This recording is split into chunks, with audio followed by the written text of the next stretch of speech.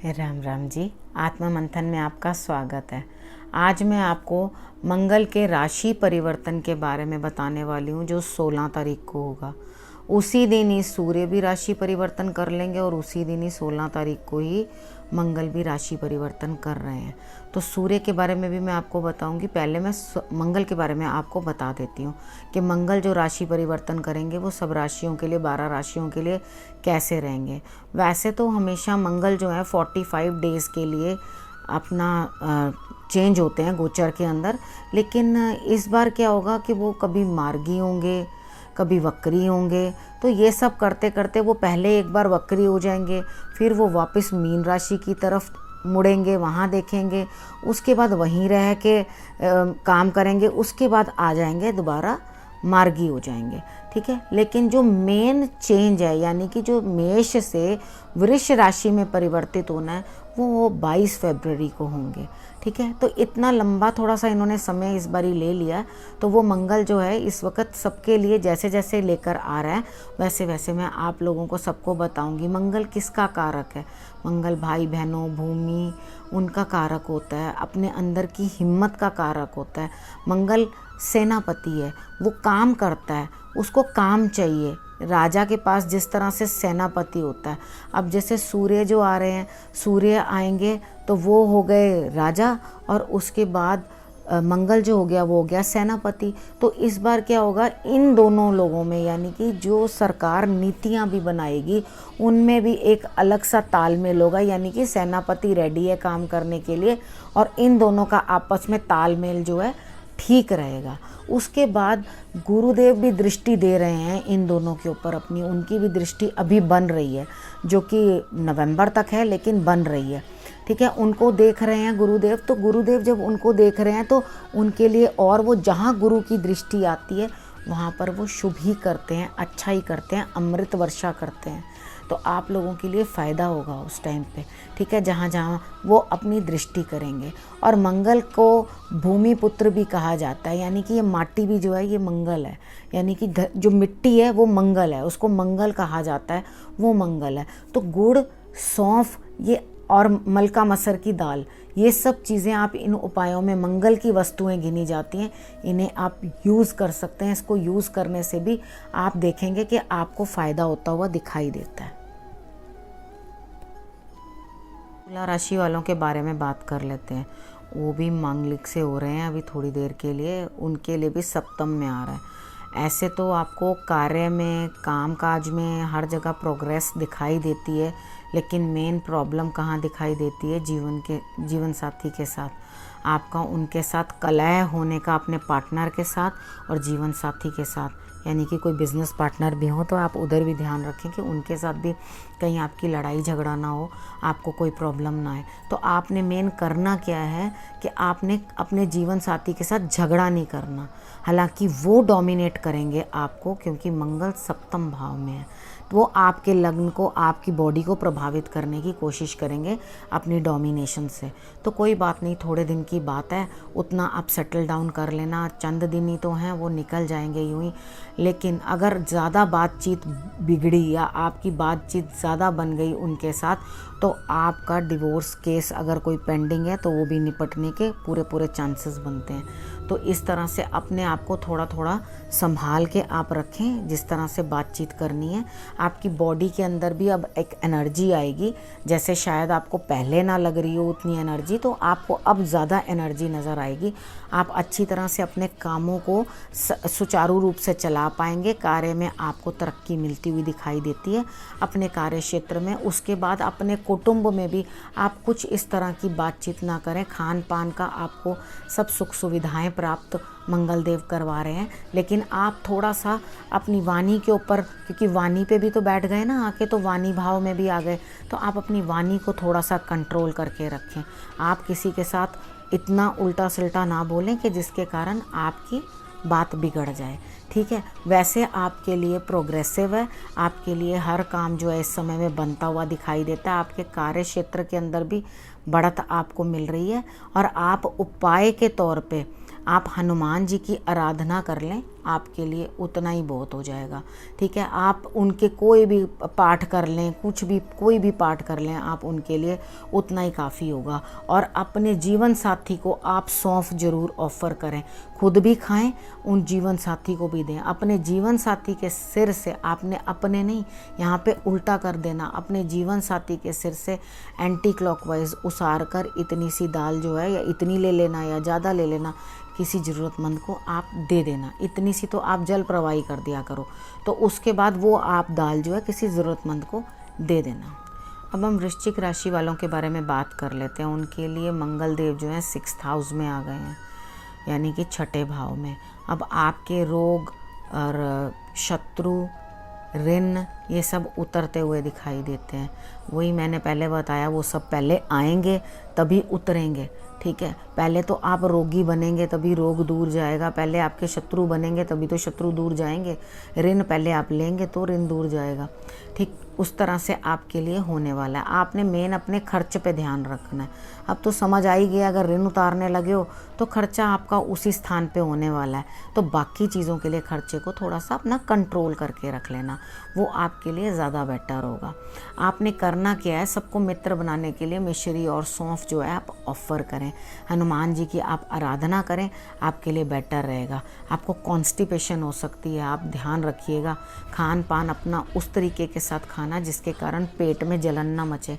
ठीक है, आपको आपकी आंतों में दिक्कत ना हो, आपको इस तरह से खान पान अपना रखना है जिसके कारण आपको कोई इस तरह की प्रॉब्लम ना हो। अगर आप इन चीज़ों का ध्यान रख लोगे, अपनी आई का भी ध्यान रखना, आँख, ठीक है, अपनी आँख का भी ध्यान रखना, अगर आप इस तरह से कर लोगे तो आपके लिए ज़्यादा बेटर है। उसके बाद पिता या गुरु, किसी को भी आप उचित सम्मान देना, उनका अपमान मत करना। आप उनके लिए कुछ बेहतर करोगे तो आपको भाग्य का साथ मिलेगा, आपको कुछ ना कुछ सपोर्ट मिलेगी, कहीं ना कहीं से आपको धन प्राप्त होता हुआ दिखाई देता है। अपने कार्य के हिसाब से जब भाग्य का साथ मिल रहा है तो फिर कहना ही क्या।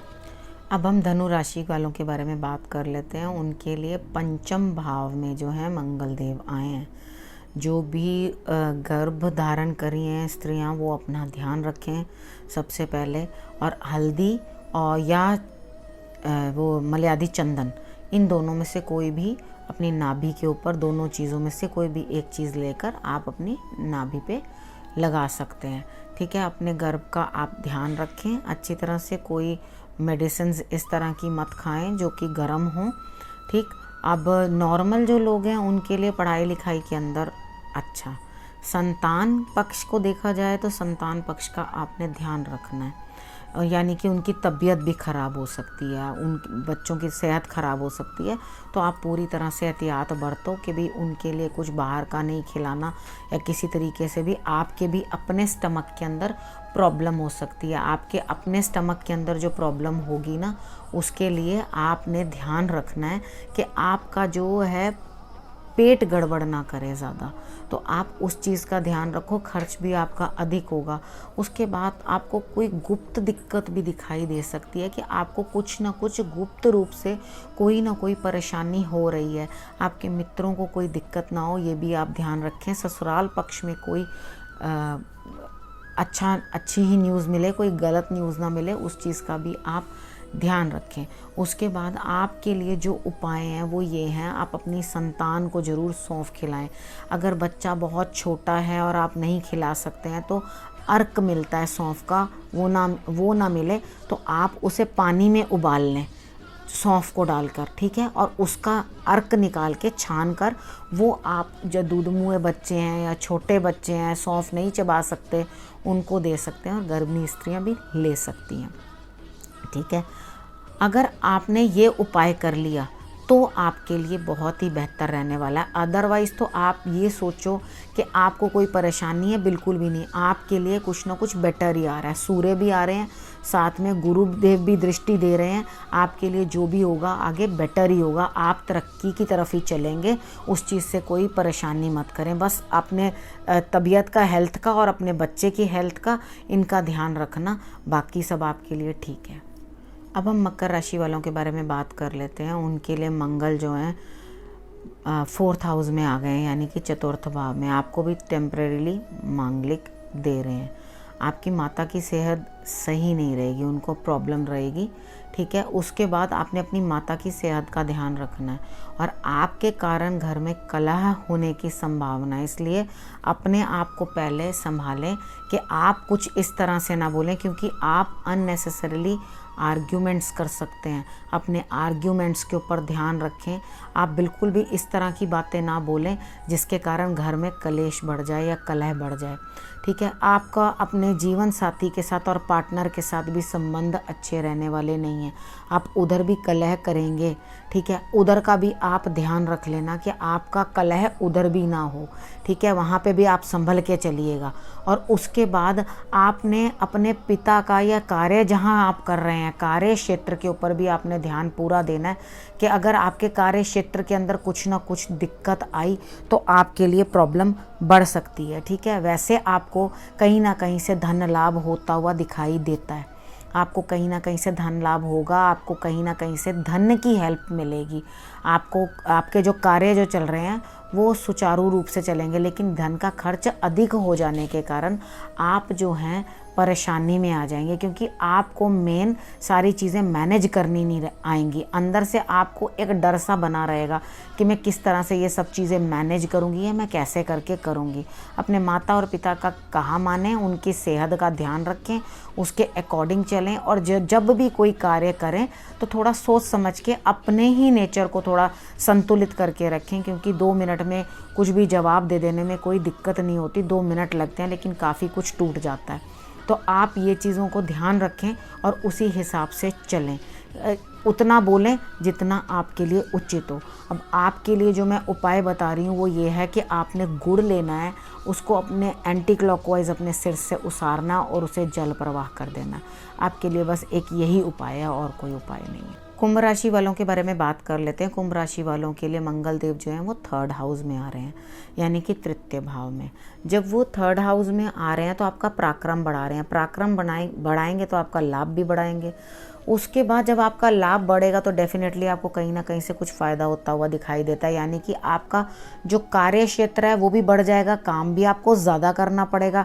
आप जिधर भी काम कर रहे हैं अपने बॉसेस के साथ या अपने पिता के साथ संबंध अच्छा बना के रखें। वहाँ पर भी आप जॉब कर रहे हैं, काम कर रहे हैं, उधर अपना संबंध अच्छा बना के रखें। उसके बाद आपको वहाँ से उचित लाभ होता हुआ भी दिखाई देता है। अपने बड़े भाई बहनों से भी आप अपने संबंध जो हैं वो अच्छे रखें। उसके साथ साथ आपके शत्रु जो भी हैं वो भी डाउन होते हुए दिखाई देते हैं, यानी कि ऋण है, आपने किसी के पैसे देने थे या आपको कोई तकलीफ़ थी, बीमार थे आपको कोई अगेंस्ट कुछ काम कर रहा था, आपके अगेंस्ट प्लॉटिंग प्लानिंग कर रहा है, वो भी सब डाउन होते हुए दिखाई देते हैं। आपको डरने की कोई बात नहीं है।